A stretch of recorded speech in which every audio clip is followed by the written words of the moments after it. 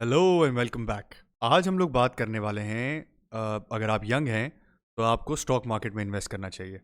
अब ये एक मिथ है या एक रियलिटी है? इस पूरे आर्ग्यूमेंट के पीछे कोई साइंस है या नहीं है? और अगर साइंस है फिर भी कुछ लोगों के लिए ये अनट्रू कैसे हो सकता है? आज इन सारी चीज़ों पे बात करने वाले हैं।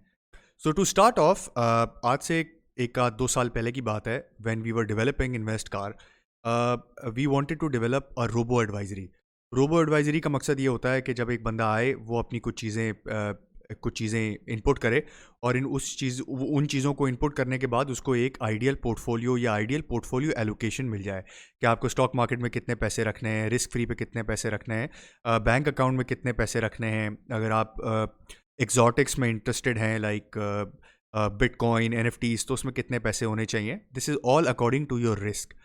और उसके लिए ऑफ कोर्स किताबें पढ़नी पड़ती हैं, उसके लिए ऑफ कोर्स रिसर्चेस देखनी पड़ती हैं, पूरी दुनिया के क्वेश्चनर्स कैसे डेवलप होते हैं वो डेवलप करने पड़ते हैं, देखने पड़ते हैं। And while I was doing it, there was one thing really common, और वो कॉमन ये था जो कि आपको नज़र आता होगा। जैसे just to give you an example, अभी भी आप किसी भी म्यूचुअल फंड की वेबसाइट पे जाएं and just right investment form, वहाँ पे आपको एक रिस्क प्रोफाइलिंग होती है। और उसको रिस्क प्रोफाइलिंग को अगर आप कभी गौर से आपने देखा हो तो वो आपसे सबसे पहला सवाल पूछता है कि आपकी एज क्या है और आपके पास कितने डिपेंडेंट हैं वगैरह वगैरह। और आपकी एज का अगर आप पॉइंट उठा के देखेंगे, अगर आप यंग हैं 20 से 25-30 साल के बीच में, तो वो एज के बहुत ज़्यादा पॉइंट्स देता है। यानी कि अगर आप हर जगह पे, बाकी सारी जगहों पे मीडियम रिस्क प्रोफाइल में आते हैं, बहुत हाई रिस्क प्रोफाइल में नहीं भी आते हैं, लेकिन अगर आपकी एज कम है तो it will still tell you कि आप थोड़ा सा रिस्क ले सकते हैं, इन द सेंस कि आप इनकम फंड्स में आ सकते हैं या आप स्टॉक मार्केट का एक कुछ क्वांटम ले सकते हैं। और पूरी दुनिया की रिसर्चेस पढ़ें तो भी आपको यही मिलता है। अगर आप यंग हैं तो आपको स्टॉक मार्केट में इन्वेस्ट करना चाहिए। Actually it's an advice, it's not as if it's a research, it's an advice कि अगर आप यंग हैं, वो उसका रीज़न ये होता है कि अगर आप यंग हैं तो आपके पास बहुत टाइम पड़ा है। यानी कि अगर आप आज 18, 19, 20 साल के हैं, आपकी 50,000 रुपये, 60,000 रुपये, 40,000 रुपये इनकम है, you have a long journey to earn. Income आपकी बहुत लंबी होती है। आप 50,000 से प्रॉब्ली एक आध साल, 2 साल के बाद इंशाल्लाह लाख पे जाएंगे, फिर 2 लाख पे जाएंगे, फिर 3 लाख पे जाएंगे, डिपेंडिंग ऑन योर इंडस्ट्री। कुछ लोग 10-10 लाख, 15-15 लाख पे भी जाते हैं अगर वो बिजनेस ओनर्स हैं या वो रिस्क ज़्यादा लेते हैं अपनी शुरू के करियर्स में, तो they can reach to that level also. But on an average अगर पाकिस्तान का एक हाई प्रोफाइल एक इनकम ब्रैकेट लिया जाए, जो बेसिकली इसेंशियली स्टॉक मार्केट में इंटरेस्टेड होते हैं, तो आपको नज़र आएगा कि इसेंशियली इनकम प्रोफाइल्स बढ़ती हैं 50,000 से लाख, लाख से 2 लाख, 2 लाख से 3 लाख में भी। And then it stops for a while. But होता ही है कि हर महीने फॉर एग्जांपल अगर आपकी सेविंग्स बढ़ रही हैं, आपके एक्सपेंसेस नहीं बढ़ रहे हैं उस तरह से, तो यू कैन सेव मोर। पहला महीना फॉर एग्जांपल 50,000 रुपये की इनकम है, आप 10,000 रुपये बचा लेंगे। लेकिन 5वें साल में जब आप इनकम 3 लाख रुपये होगी और आपकी percentage of saving is essentially the same 20-25% let's say, तो 25% of 3 lakh will be much higher than 25% of 50,000। तो वो कहते हैं कि शुरू में प्रॉब्ली स्टार्टिंग अगर आप 20 साल से शुरू करते हैं तो 20 से 30 या 32 या 35 you can go in to stocks. यानी कि आप ज़्यादा रिस्क ले सकते हैं। नुकसान हो भी गया तो क्या होगा, ज़्यादा से ज़्यादा you will get all your money back. Essentially जो आपकी सेविंग होगी वो रिप्लेस कर रही होगी आपके लॉसेस को। यानी कि आपका 10 लाख का पोर्टफोलियो हो गया, खुदा ना खास्ता को नुकसान हो जाता है, खुदा ना खास्ता आपसे ट्रेडिंग नहीं हो पाती है, आप ट्रेडिंग करने लगते हैं, इन्वेस्टमेंट नहीं करते हैं, and you see a loss, and that loss is essentially around 2 lakh रुपए का। फॉर एग्जाम्पल 10 लाख रुपए में से 2 लाख रुपए माइनस हो जाते हैं। अब आपका 8 लाख का पोर्टफोलियो है, तो अगर आपकी 2 लाख रुपए की सेविंग है और 50,000 रुपये मंथली आप सेव करते हैं, तो 4 महीने में you will be able to replenish that, right. तो आप ज़्यादा रिस्क लेने के काबिल होते हैं। This is essentially a thought, and it is probably the most agreed thought I would say दुनिया के अंदर भी, कि अगर आप यंग हैं, वॉरेन बफे की आप एडवाइस सुने, पीटर लिंच की आप एडवाइस सुने, आप किसी की भी एडवाइस सुने, वो दे से कि अगर आप यंग हैं, you have a long income profile ahead of you, so you can look at risky चीज़ें। चाहे वो रियल एस्टेट हो, दुनिया में रियल एस्टेट रिस्की समझा जाता है, पाकिस्तान में उसका इतना ज़्यादा रिस्क नहीं होता है, बट दुनिया में रिस्की है। और क्योंकि अक्सर लोग मोर्टगेज पे परचेज कर रहे होते हैं। But if you have a long profile, in a nutshell you should go in to stocks, और आपका ज़्यादा portion of your early investment should be in stocks. But you know, when we look into it, थोड़ा सा गहराई से देखा जाए इसी पूरे सिनेरियो को, तो I see a little problem in this statement. Do know why? The problem comes from the fact कि हर बंदे का रिस्क एपेटाइट सेम नहीं होता है। मतलब रिस्क प्रोफाइल 2 लोगों का सेम हो सकता है। Let's say there is person A and person B. Person A भी 50,000 रुपये कमाता है, पर्सन बी भी 50,000 रुपये कमाता है। पर्सन ए का रिस्क प्रोफाइल और पर्सन बी का रिस्क प्रोफाइल दोनों का सेम है, यानी कि दोनों के बच्चे नहीं होंगे। रिस्क प्रोफाइलिंग कैसे होती है? आपके नंबर ऑफ डिपेंडेंट्स कितने हैं, आपका इनकम ब्रैकेट कौन सा है, आपकी एज क्या है, यही इसी से रिस्क प्रोफाइल निकलता है। अगर दोनों उस म्यूचुअल फंड का रिस्क प्रोफाइल का फॉर्म भरेंगे तो दोनों में नजर आएगा कि they can take more risk. वो उसको एडवाइस करेगा कि आप ये स्टॉक फंड या ये इनकम फंड ले लें।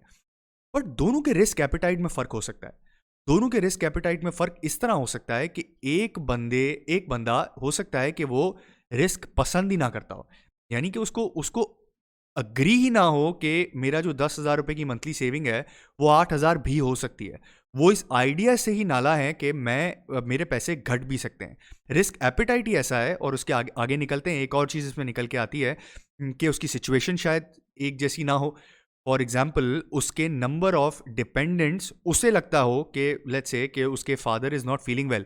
वो फॉर्म के अंदर तो नहीं नज़र आएगा, वो डिपेंडेंट तो अभी नहीं है उसके फादर उसके ऊपर, लेकिन आगे जाके उसको लगता है कि उसके फादर का बिजनेस बंद होने वाला है और वो आगे जाके 3 साल बाद 4 साल बाद उस पर डिपेंडेंट होने वाले हैं।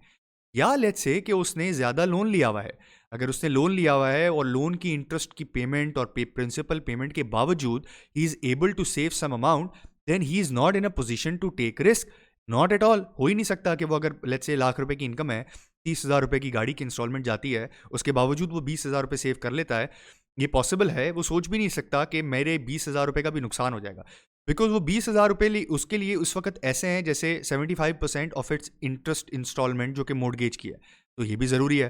तो वंस अगेन ये रूल इज़ फाइन कि आप जब यंग हैं तो आप इन्वेस्ट कर सकते हैं, बट बहुत सारी दूसरी चीज़ें भी प्ले करती हैं। रिस्क एपेटाइट हमने डिस्कस कर लिया, आपकी सिचुएशन हमने डिस्कस कर ली, आपके गोल्स फ़र्क हो सकते हैं। For instance, you are saving for a car, आपको गाड़ी के लिए सेव करना है। अब आप गाड़ी के लिए सेव करने के लिए हो ही नहीं सकता कि आप रिस्की इंस्ट्रूमेंट में सेव कर लें। मतलब ये तो वही बात हो जाएगी कि मैं आपको बताऊंगा कि आपके पास आज 20 लाख रुपए हैं और आप या तो आज ऑल्टो लेंगे, या फिर अगर आपकी इन्वेस्टमेंट जर्नी बहुत अच्छी हो गई तो फिर आप पीजो ले सकेंगे आज से 2 साल के बाद, अगर आपकी सेविंग्स अच्छी चलती रही और मार्केट ने आपको रिटर्न दे दिया। Nobody is willing to take a risk on their house और on their car to put in money in the risky instrument. So once again, अगर आपके गोल्स ऐसे हैं, आपने ट्रैवल करना है फॉर एग्जाम्पल, तो ट्रैवल करने में भी you can not be investing in stocks. Let's say कि आप एक यंग इंडिविजुअल हैं, आप कहते हैं कि शादी से पहले मैं जितना मैं सेव कर सकता हूं मैं करूंगा और जितना दुनिया घूम सकता हूं मैं घूमूंगा। Stocks then is not for you. It is not possible कि आप स्टॉक मार्केट में इन्वेस्ट कर लें। रिटर्न्स आपको नजर आएंगे, एवरेज के ऊपर देखेंगे आपको रिटर्न नजर आएगा। 20 साल के लिए इन्वेस्ट कर लिया आपने तो स्टॉक मार्केट में 10 लाख रुपए, 50 लाख रुपए हो जाएंगे, 60 लाख रुपए हो जाएंगे, 70 लाख रुपए हो जाएंगे। But your need is right now in the next 6 months you have to buy a plane ticket, you have to give money out to a few people जो कि आपके लिए सारी अरेंजमेंट करेंगे। अगर आपको गाड़ी लेनी है, आपको डाउन पेमेंट करनी है, आप उस डाउन पेमेंट के बीच में सवाल ही पैदा नहीं होता कि आपको स्टॉक्स लेने चाहिए। The most that you can do is कि आप उसको मनी मार्केट फंड्स के अंदर या बैंक अकाउंट के अंदर पैसे रखें। Return is not something that you want, you want safety in your fund. Doesn't matter कि आपकी एज कितनी है, आप पे डिपेंडेंट कोई नहीं है, आपकी फाइनेंशियल सिचुएशन बहुत अच्छी है। वॉट मैटर्स इज कि ये पैसा किस चीज के लिए इस्तेमाल हो रहा है।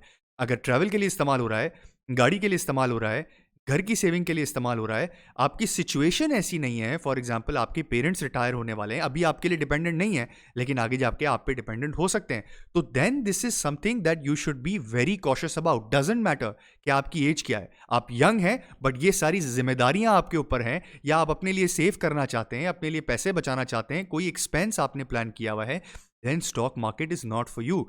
सो ये जो रूल्स है ना कि अगर आप यंग हैं तो स्टॉक मार्केट में आपको इन्वेस्ट करना चाहिए और अगर आप ओल्ड हैं तो आप स्टॉक मार्केट में इन्वेस्ट नहीं करना चाहिए, it doesn't hold true. It is very different for each and every individual. अच्छा, इसकी दूसरी एंगल भी है एग्जाम्पल लेने की। Let's say somebody who is retiring, let's say कि he is 59-60 years old और उसने अपना घर भी क्रिएट कर लिया है, उसने अपनी गाड़ी भी क्रिएट कर ली है, उसने अपने बच्चों को भी पढ़ा दिया है। Now he does not have any debt और उसके पास एक ऐसा पैसा साइड में पड़ा है जो कि इसके मंथली एक्सपेंडिचर को टेक केयर करता है, ग्रेचुइटी है, प्रोविडेंट फंड है, but he still has some money in hand. तो वो स्टॉक मार्केट में 100% लगा सकता है. It doesn't stop him. The age should not stop him to not put money in the stock market. And age is not something जो कि determine करेगा कि आपको कितना रिस्क लेना चाहिए. आपके गोल्स क्या हैं, आपकी सिचुएशन कैसी है, और आपके पास एक्सेस है कि नहीं है. लेट्स से आपको स्टॉक मार्केट समझ ही नहीं आती, आप चाहे कितनी भी कोशिश कर लें, आपको लगता है कि ये रेट रोज के ऊपर जाना ले जाना मेरे बस की बात ही नहीं है. देन अगेन, आप कितने भी यंग हो, stock market is not for you. People might be thinking आप ETF ले लो, आप कुछ और ले लो, but what if he is not agreeing to this idea कि जो मैं सेव कर रहा हूं, बहुत मुश्किल से सेव कर रहा हूं, वो कहीं जा सकता है. अब मैं आपको बताता हूं कि मेरे पर्सनल रूल ऑफ थम्स क्या है, और उसके बाद मैं आपको एक टेस्ट दूंगा जो कि हर बंदा, it's not a pencil and paper test जो कि आपको कहीं बैठ के लेना है. You will just have to think about it and practice करनी है, और आपको टेस्ट का रिजल्ट आ जाएगा. So the practical rule of thumbs जो मेरे लिए हैं, जो मैंने बनाए हैं अपने लिए, और प्रॉब्ली आपके लिए भी हेल्प करेंगे, वो ये है कि if your expenses are within 2 years, मतलब कि आपको पता है कि आपके एक्सपेंसेस कितने होने वाले हैं, और उसका जो टाइमलाइन है वो 2 साल के अंदर अंदर है, तो stock market is not for you. Risky investments, चाहे वो रियल एस्टेट हो, क्योंकि रियल एस्टेट इलिक्विड होती है अगर बुरे हालात आ जाएं, और स्टॉक मार्केट में नुकसान होने का चांसेस होता है, वो इतना इलिक्विड नहीं होती है. But these 2 instruments are not for you. अगर आपको पता है वंस अगेन कि आपके एक्सपेंसेस कितने हैं, और वो 2 साल के अंदर अंदर ही निकलने वाले हैं आपकी जेब में से. इसका बिल्कुल उल्टा कर दें, अगर एक्सपेंसेस अननोन है और उसकी जो क्वांटम ऑफ आउटफ्लो है वो 2 साल के बाद है, then you can look at risky instruments. For example, retirement fund. अब रिटायरमेंट फंड आपको पता है क्या, 30-40 साल के बाद ही निकलेगा, या 20 साल के बाद निकलेगा, 25 साल के बाद निकलेगा, और आपको ये भी नहीं पता है कि आप उस वक्त तक कितना सेव कर पाएंगे और कितना रिटर्न होगा. Then it means you can take some risk, because the essential underlying is कि पैसे कब निकलने हैं. जितना जल्दी पैसे निकलने हैं, मतलब 2 साल या उससे कम में पैसे निकलने हैं, स्टॉक मार्केट से दूर रहें. That money cannot be invested in the stock market or any risky instrument. लेकिन अगर 2 साल से आगे हैं, और ये वो पैसा है जो आपको नहीं पता है, लेट्स से आपने शादी के बाद, आपको नहीं पता आपकी शादी कब होने वाली है, लेकिन उसके बाद के लिए आप लेट्स से ज्वेलरी के लिए सेव कर रहे हैं, then this is something that you can look towards कि मैं स्टॉक मार्केट में इन्वेस्ट कर लेता हूँ, 4-5 साल के बाद की शादी है तो मुझे रिटर्न अच्छा बन जाएगा. बट वंस अगेन, अगर आपको लगता है कि नहीं ये चीज़ें मेरे लिए पॉसिबल, 2 साल के अंदर अंदर शादी है, या 2 साल के अंदर अंदर मेरा कैपिटल आउटले है, या मुझे गाड़ी लेनी है, या मुझे ट्रैवल करना है, stock market is not for you. Now the test I was talking about, this is very important test, हर बंदे को लेना चाहिए, और ये आपको बेसिकली आपका रिस्क एपेटाइट बता देगा. जिस तरह हमने शुरू में बात की थी, 2 बंदों का रिस्क प्रोफाइल सेम हो सकता है, बट रिस्क एपेटाइट डिफरेंट हो सकता है. रिस्क प्रोफाइल कैसे सेम हो सकता है, सेम एज, यंग है, इनकम कमा रहे हैं, 20-22 साल के दोनों लड़के हैं, लड़कियां हैं, वॉटेवर, और वो कमा रहे हैं, आगे कोई उनके ऊपर कोई लाइबिलिटी नहीं है, तो दैट्स फाइन, इनका रिस्क प्रोफाइल सेम बनता है. बट दोनों का रिस्क एपेटाइट जमीन और आसमान का फर्क हो सकता है. So what you have to do is, for example यहाँ हम लेते हैं कि आपकी 10 लाख रुपए की सेविंग है, ठीक है. आपने करना सिंपली ये है कि 10 लाख रुपए की जगह आपने अपना एक स्टॉक मार्केट का अकाउंट खोलना है, या इनकम फंड का अकाउंट खोलना है, या म्यूचुअल फंड का स्टॉक मार्केट का अकाउंट खोलना है, या अगर आपके पास क्रिप्टो का ऑलरेडी अकाउंट है. This is just a test and we'll start to do it. I would recommend कि आप स्टॉक मार्केट से शुरू करें, बिकॉज इस टेस्ट में जब अमाउंट्स बढ़ेंगी, तो मुझे नहीं पता है कि आप क्रिप्टो में कितना कंफर्टेबल होंगे, या आप इनकम फंड्स में या रियल एस्टेट में आप कितना कंफर्टेबल होंगे. So let's start of, let's say आपकी 10 लाख रुपए की इनकम है, 10 लाख रुपए की आपकी टोटल सेविंग्स है. Start of with your account, 10,000 रुपए आप स्टॉक मार्केट में डाल दें, ठीक है. आप एक डिविडेंड यील्ड का the most reliable stock that you can find, just by it, ठीक है. वो डिविडेंड अच्छे स्टॉक्स कौन से हैं, POL हो सकता है, ईफर्ट हो सकता है, FFC हो सकता है. This is not a financial advice, this is just to give you a test, ठीक है. अब आपने ये नोट करना है, फिर आपने एक हफ्ता कुछ नहीं करना है, आपने वो स्टॉक लेके 10,000 रुपए डाल के अकाउंट खोल के आपने कुछ नहीं करना है. अब आपने ये देखना है कि हफ्ता 2 हफ्ता, ठीक है, दिस इज अ प्रोसेस, हफ्ता 2 हफ्ता क्या बार बार अपनी वेल्थ को जाके देख रहे हैं स्टॉक मार्केट की, यार ये 10,000 रुपए 10,100 रुपए हो गए, ये 10,200 हो गए, 9,800 तो नहीं हो गए, 9,900 तो नहीं हो गए, और आपको वो फीलिंग क्या आती है.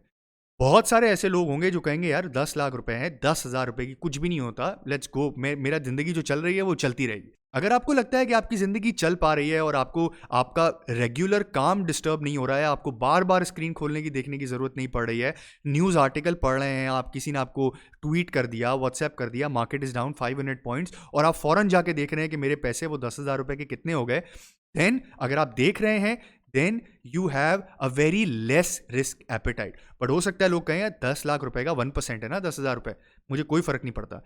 Then for all those you have to increase your amount. Now bring it to 50,000 rupees and see क्या आप अभी भी उसी तरह दूर रह सक रहे हैं. Are you detached with it और आर यू नॉट?